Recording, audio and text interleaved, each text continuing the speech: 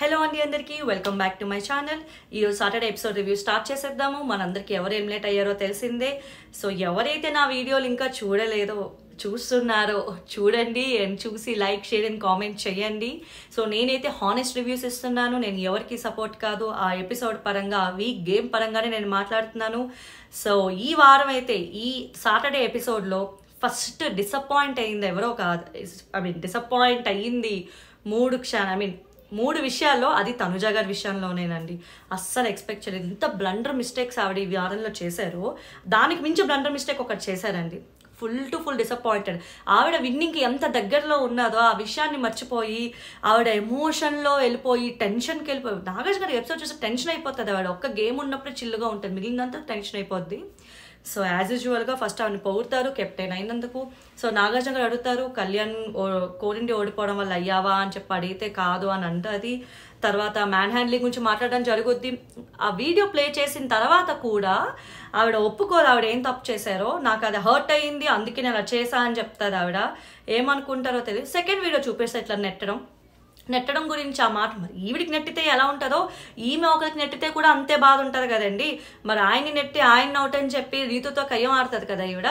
So అదెక్కడ సామాజిక న్యాయం? Sir నేను మొదటి వీడియో కంటే అవుతున్నా, రెండో వీడియోకి నేను ఊరుకుంటే ఎవరికంటే ధమ్కి ఇస్తుంది ఆవిడ అని అనిపించింది. ఆవిడ మర్చిపోతుంది నాగార్జున గారు ఆవిడకి అంత పాజిటివ్గా మాట్లాడేసరికి నేను ఏమన్నా చెల్లుద్దని అనుకున్నారో ఏమో తెలీదు. తనుజ గారు అయితే డెలులు స్టేట్లోకి వెళ్ళారనిపించింది. అదైతే తప్పు. క్లియర్గా అది తొయ్యడమే. హౌస్ మేట్స్ అందరిని అడిగినా తొయ్యడమే. పాపం సుమన్ శెట్టి గారు అంటే తనుజ కొంచెం సపోర్ట్, ఫేవరెట్, ఒకరికొకరు క్లోజ్ అయ్యారు కాబట్టి సుమన్ శెట్టి గారు చెప్పలేకపోయారు. బర్నీతో సహా అందరూ చూసిన వాళ్ళు ఎవరైనా చెప్తారండి నెట్టడమే అని. బట్ ఆవిడ అప్పటికి కూడా డిఫెండ్ చేసుకుంటుంది, ఆగదు. పాపం రెండిటికి దొరికిపోయింది. మూడోది, సంజన గారు ఫస్ట్ బాక్స్ పెడితే సుమన్ శెట్టి గారే ఫస్ట్ బాక్స్ పెట్టారని చెప్పి ఈమె వాదిస్తుంది. చెప్పిన ఎంత కాన్ఫిడెంట్గా చెప్తుందంటే కాన్ఫిడెంట్గా బిస్కెట్ అయి పప్పులో కాలేసారు ఆవిడ. పాప ఆవిడ కూడా ఎక్స్పెక్ట్ చేసి ఉంటుంది. ఇంకా దుఃఖం వచ్చేస్తుంది అనమాట.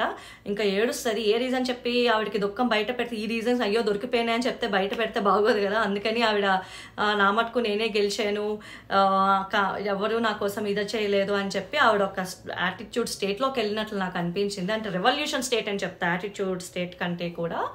సో ఈ విషయం తర్వాత నా మ్యాన్ హ్యాండ్లింగ్ గురించి వీటన్నిటికీ మాట్లాడుతున్నప్పుడు డెమోన్ పవన్ ఎందుకు ఆవిడ ఒక తక్కువ చేసి చూస్తుందని అనిపిస్తుంది. ఏం చేసినా చెల్లుద్ది అన్నట్లు అనిపిస్తుంది. బట్ ఆయన is a very good person. అతను ఎంత పేషెన్స్గా ఉంటాడు, ఎంత బాగా పనులు చేస్తాడు, ప్రతి ఒక్కరికి అడిగిందల్లా వండి పెడతాడు, ఇంటి పని అంతా చేస్తాడు. పేషెన్స్ లెవెల్స్లో కానీ ఒక టాస్క్ జరుగుతున్నప్పుడు మన నిఖిల్కి ఇచ్చిన ఎంకరేజ్మెంట్ అవని అంటే మంచి కంఫర్ట్ ఇస్తాడు ఆయన ఎవరైతే ఆడుతున్నారో.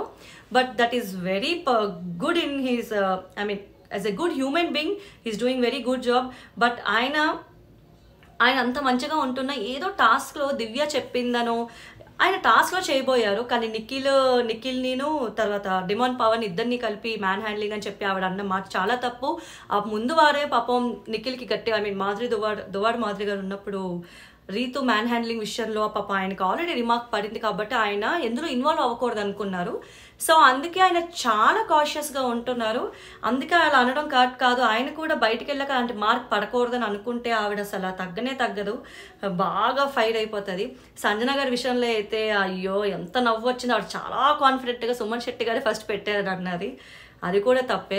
ఆవిడ ఇప్పటి నుంచి అర్థం చేసుకోవాలి, జాగ్రత్తగా మాట్లాడాలి, ఆచితూచి అడిగేయాలి అన్న విషయం ఆవిడ ఎందుకు మర్చిపోతున్నారో తెలియదు అని అనిపించింది అసలు.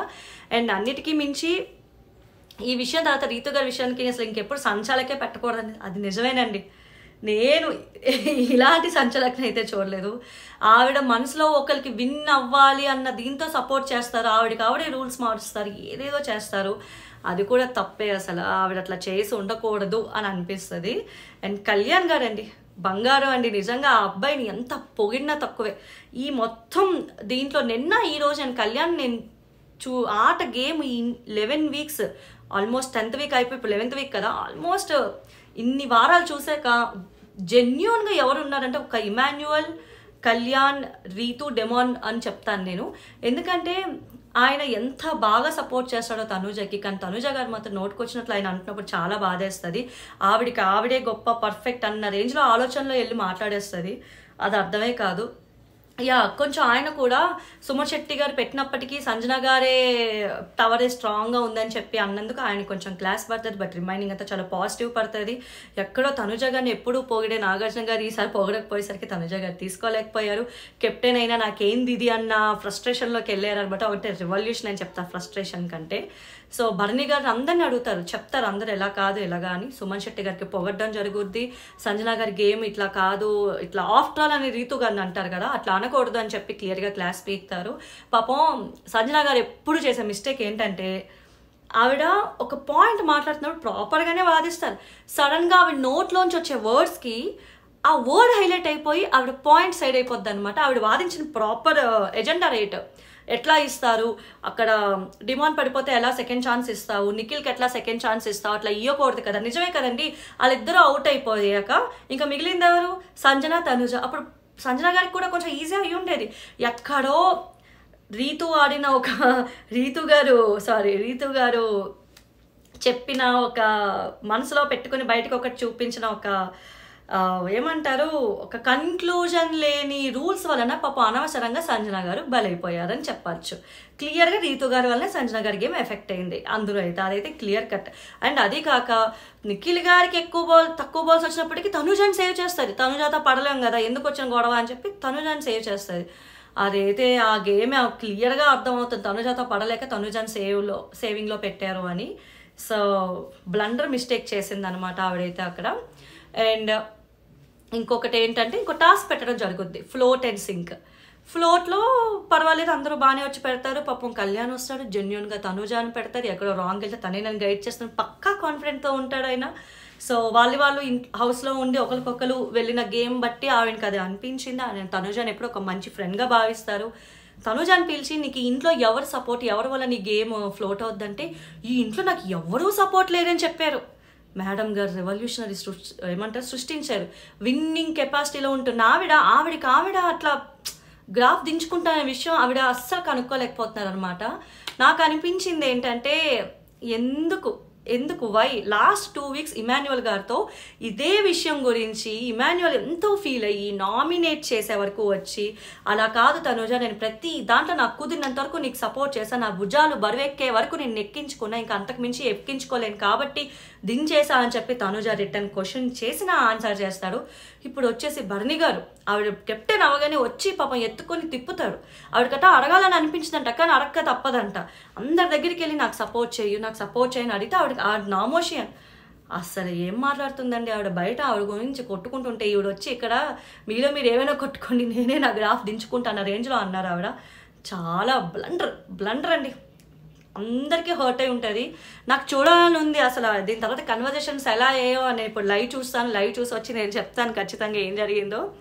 అసలు కళ్యాణ్ అట్లీస్ట్ కొంచెం కళ్యాణ్ది ఫ్లోట్లో పెట్టింది. పాపం కళ్యాణ్ ఇంకా సర్లే ఏదో నాకు పెట్టండి అని చెప్పి ఊరుకుంటాడేమో. ఇమాన్యువల్ అయితే ఖచ్చితంగా ఫీల్ అవుతాడండి. ఇమాన్యువల్ సపోర్ట్ చేశారు. దివ్య కూడా నేను లాస్ట్ టైం అంత చేసినప్పటికీ కూడా ఆవిడ నన్ను నామినేట్ చేయలేదు, నా సపోర్ట్ తనూజాకే అని చెప్తుంది. రాము ఎంత సపోర్ట్ చేస్తాడో ప్రతి టాస్క్లోని. భరణి గారు అండ్ సుమన్ శెట్టి గారు కూడా కనిపించలేదా ఈవిడికి అని అనిపించింది. అసలు వామ్మో, ఈవిడైతే వేరే ఇంకో మెట్టు ఎక్కేశారని చెప్పచ్చండి ఈ విషయంలో అయితే. సో తనుజ గారు అయితే ఒక బ్లండర్ మిస్టేక్ చేయడం జరిగింది.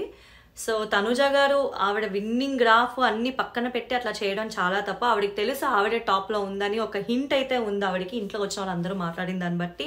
కానీ ఆవిడ ఈరోజు ఇచ్చిన స్టేట్మెంట్ నాకు ఇంట్లో ఎవరు సపోర్ట్ లేకుండా ఆవిడ ఈరోజు గెలిచిందా అసలు? నోవే. సంజన గారు అసలు నిఖిల్కి క్లోజ్, ఆయనకి కూడా సపోర్ట్ చేయకుండా తనుజ కోసం సపోర్ట్ చేసి పాప ఆయనకి హ్యాపీలు పెడతారు. ఆవిడ మరి సపోర్ట్ కాదా? ఇమాన్యువల్ గారు అయితే ఈసారి ఊరుకోరేమో అని అనిపించింది. అర్ధరాత్రి గుసగుసలో చూడాల్సిందే అనిపించింది. బట్ సంహవ్ నేను మిస్ అయ్యాను అప్డేట్స్. నాకు ఏ అప్డేట్ తెలియగానే నేను ఖచ్చితంగా వీడియో చేస్తాను. అండ్ అన్నిటికీ మించి ఆవిడ సింక్ అంటే ఎవరి పేరు, సింక్ అంటే సంజన గారి పేరు ఎవరితో పెట్టారు, సారీ నేను అది మిస్ అయ్యాను నేను. సో అక్కడితో మిస్ అయింది. సో మిగిలిన వాళ్ళందరూ కూడా ఎవరి గేమ్కి ఫ్లోట్ ఎవరి సింక్ అంటే అందరూ ఇచ్చిన ఓటింగ్స్లో సంజన గారికి ఎక్కువ ఓటింగ్స్ రావడం వలన ఆవిడకి ఫ్యామిలీ వీక్ లేదు అని చెప్పి ఒక బిగ్ బాస్ ఒక బాంబ్ బ్లాస్ట్ చేయడం జరిగింది. సో ఆవిడ చాలా డిప్రెస్ అవుతారు.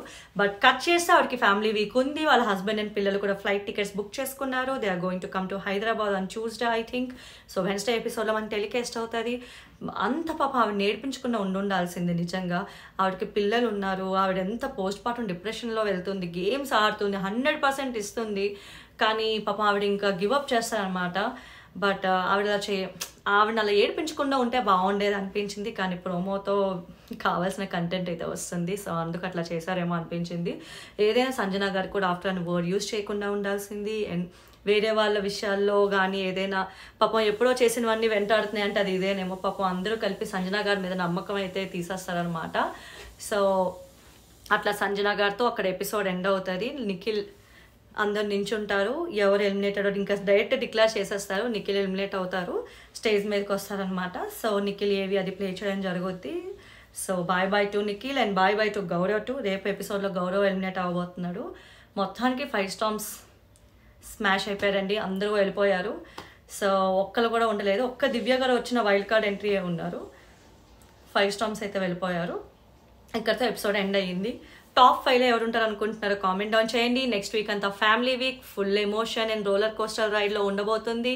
సో నా రివ్యూ నచ్చినట్టయితే don't forget to like, share and subscribe. Thank you.